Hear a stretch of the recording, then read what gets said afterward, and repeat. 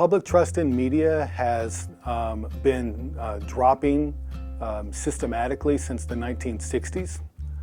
That's true of every institution in American society.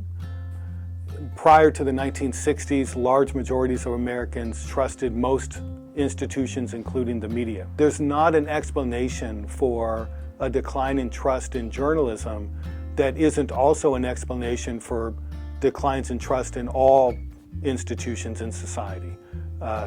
Journalism is just following the way of Congress, is following the way of science institutions. They all have lower trust.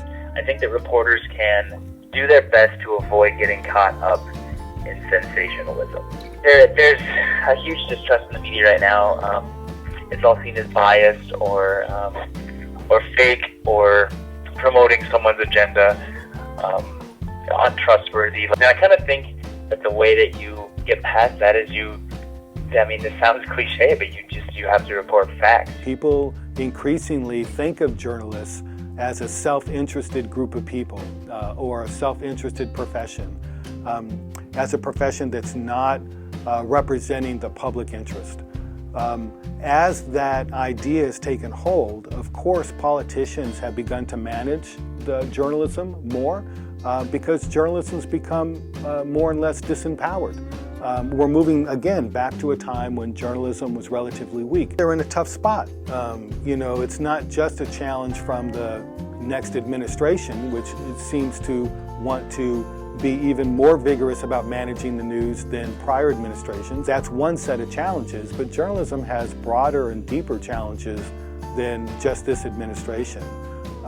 Mainstream journalism has lost 40% of the working journalists in newsrooms over the last decade. It's lost revenue and continued to lose revenue since 2006, so it's been a 10-year decline. Just this past quarter, more layoffs were reported at most of the major news chains. The New York Times and the Wall Street Journal are all anticipating layoffs in the next few months. So the challenge to journalism is more profound than simply the Trump administration. I mean, it's being challenged from all sides. Can it maintain integrity so that you can distinguish journalism from other kinds of news production? I mean, that's really the question. That's the open question. And no one's sure what's going to happen. I mean, the slide in journalism has not stopped.